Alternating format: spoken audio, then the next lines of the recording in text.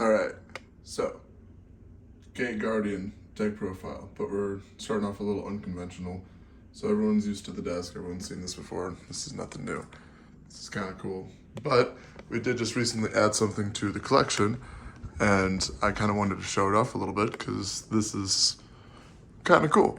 And if you guys have any mats that you would like to display, this is definitely the way to do it. Took a little bit of time. I got two more over here as well. Gotta figure out what I'm doing with this wall. But slowly coming together, just moved in recently. But this definitely looks very, very clean. It adds an awesome aesthetic, but it, obviously you want to keep them out of the direct sunlight. So my windows, they will hit that corner, but it's not gonna like destroy these.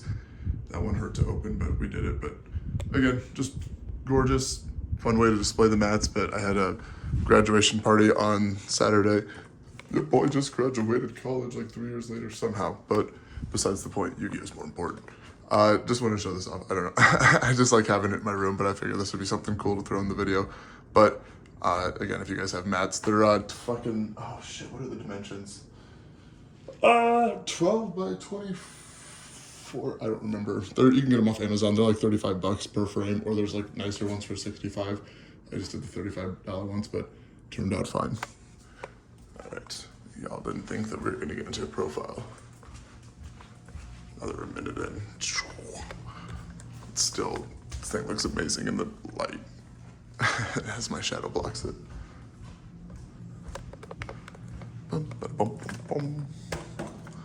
All right, Gate Guardian deck profile. So this is where the deck stands as of now. I've been playtesting it pretty diligently at locals, as in I have not played anything else, but I definitely feel like I'm getting the deck more dialed in compared to, first playtesting.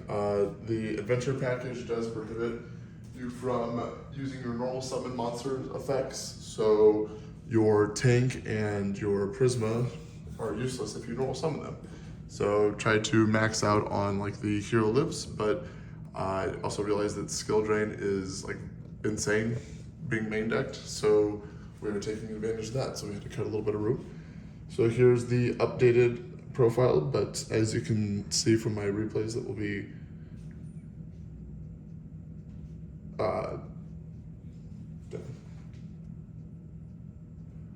thought someone was coming in. But for my replays that are coming up, you'll be able to see how skill drain performs with the adventure package. It pretty much shuts down the field. The token can't be destroyed by battle once per turn, which makes it kind of tricky. I've noticed that the adventure package absolutely dongs on that new synchro monster that people like to play because the equip spell just bounces it back to hand, so that's nice. Deck is still very fun. I would not say. It's got some competitive aspects, but it's still got its choke points for sure. So 2 Sanga, 2 Kashtira, 2 Sujin. I still think, even with Sacred Sword as a draw engine, but just for versus, I don't know. You could probably cut some of these as Kashtira phases out, but still, if one of these gets banished face down, then they're having a bad time. So I'm still playing all 3 at 2. 3 of the Ghoul, I did cut tank down to 2. The ratio seems to be doing fine. He works really well with skill drain. Just being able to normal summon your beater, get his effect off the first turn, and then, he's Unga Bunga as soon as skill drain gets popped up. Soul's still a great draw engine. The versatility with this card, so it sends Kazajin. Being able to draw 2 is obviously fucking insane. And then with it being a level 1, you can use it for Link Revo, Anima. I don't know if there's really, in one of my duels with Mac, I was saying I think it has more synergy with this deck than it does actual Dark Magicians. But it's, Soul's at 3, definitely. If you have Prosperities, you can play Prosperities, but yeah, Soul's at 3. 2 Enchantress.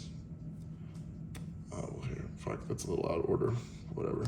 The Rider for the Adventure Monsters, Prisma, we're still playing 2. Thank you, Micah, for getting me my second super so I can confidently play them now. 3 Ash still. Card is Deece. There's a little bit of glare there, but it's fine. For the spells, 3 of the Labyrinth Wall Shadow. This is the most slept on card. Unfortunately, with a rogue deck like this, the more you play it, people do get accustomed to the effects. So that is like one of the disadvantages is once people start to know all your gimmicky effects, it does hinder them. But Labyrinth Wall Shadow still catches people off guard a lot. The battling or the attack effect with Shadow Ghoul it's just nutty. 3 of the double attack Wind and Thunder. It searches, you can pitch it with the Adventure or Fateful Adventure card to get a search off of it, but it also just keeps your Sacred Sword like live most of the time. In case you ever don't have any resources in hand, this big engrave always just kind of, I don't know, it's not once per turn either for the pop, so in terms of the spells, other than the field spell, it's the best one in my opinion. 2, A Hero Lives, I did cut this down, which sucks because I'm struggling with the hero package. I am debating on, I mean, you could play more of like an illusions package to get you to souls quicker and cut out like the hero package, I guess, and because you can't really use your normal summons, so that would potentially make sense. I have not done that yet, but then that way, I mean, so you could play like Preparation of Rites and or take out the Prisma and the Hero Lives and try the Ritual and then the spells that search just to make that package more consistent, and that might be worthwhile. Actually, really might be a good idea. Fateful Adventure. Well, God damn it, why are they so fucking out of order? Whatever.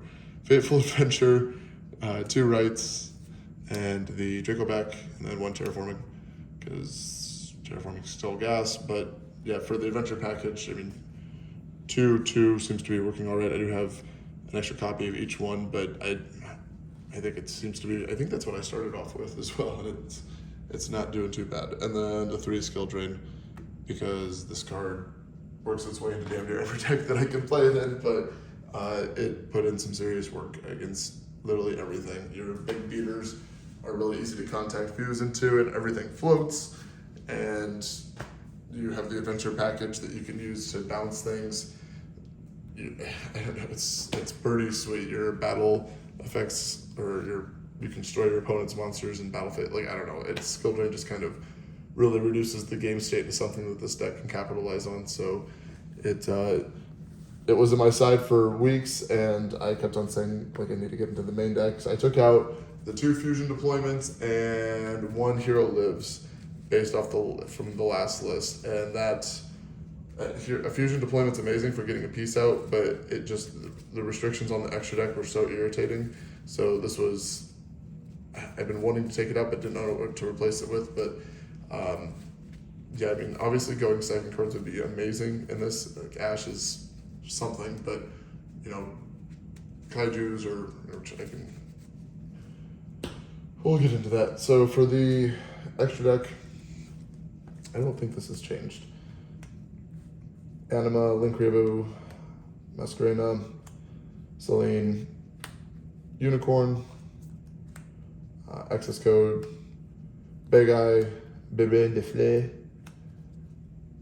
2 of the Wind and Water, 2 of the Thunder and Wind,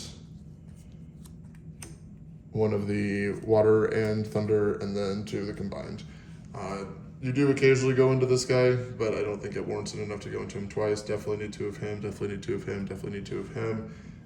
Barone is cheeky if you can normal summon your Ash and, you know, go into him. That occasionally does happen, but I don't know if that would be necessarily mandatory. The Big Eye, again, that was kind of more prevalent with like the Kashtira package. So there's room for versatility here. I mean, you could definitely sneak in some other links if you want, but it is kind of fun to be able to have options. You seldom get off 2 level 7s on the field at this point, just because all you're playing are the actual pieces. So that, and then I guess like the Labyrinth heavy tank. So it's not impossible, but definitely very situational. Also, if you, well, no, not even Linkrevo takes it, or I'm sorry, Anima takes the monster if you kaiju them, so it doesn't matter. Regardless, this is how the extra deck sits. You could probably tune it up a little bit. I have not changed it in a few weeks. So, but for people that are like, what are you playing? It's still the same shit. Doesn't mean I shouldn't change it up though. For the side deck, this is just based off of where we're at now in the format, but 3 Joel seems to be doing a lot of work. Everything is just adding like out the fucking ass. So I'm definitely not the only one that's like, oh, Joel's good right now, but guess what? Joel's good right now. Definitely playing some kaijus. So Humongous and then 2 Radiant, they're all level 7s. If you open up 2, you can at least give yourself the higher attacking one, but kaijus, very good, very good. 3, the big nut. So everyone's building boards right now, super heavy samurai. Just everything builds boards right now. So this is really, really easy way to answer set boards. 3 cosmic. Card is still gas. I don't think I'll ever not play this card unless they really don't need to. And then 3 evenly, because this card is also still gas, especially when they can negate the first one, you drop the second one. But that is it, guys. I don't know if I really want to do a test in or not. You guys have seen the deck play. We'll try it. Fuck it. See what happens.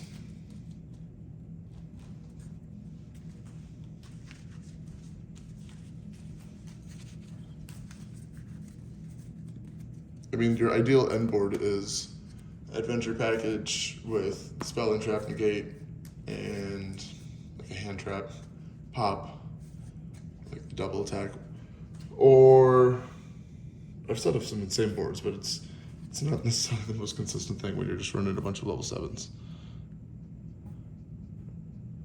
Well, God help us get into the adventure package, but pitch, get drooled, get fucked. Add, activate, we're gonna go for the blue one. We're gonna go souls. Well no, we're gonna go for the, I lied, we're gonna go for this one. Souls is gonna send Kazajan for cost. Right, now it's decision time. Not really, but here. So offer your opponent the cut, so they can take away the adventure package and put it on the bottom. So you're gonna send this, draw 2. Get fucked. Oh, let's go, it's even better. All right, fuck your opponent.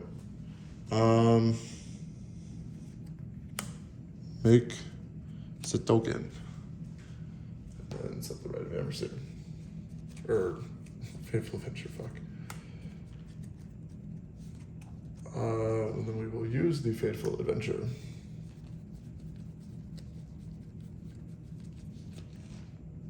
Adding. And probably pitch the Sujin. Okay. Summon, Fateful, Equip.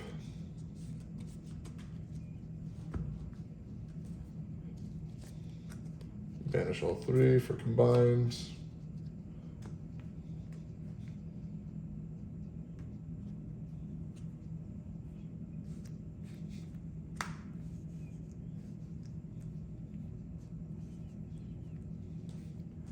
If you want, you can try and save your souls for next turn for draw power, because you do have good protection with Labyrinth Wall Shadow and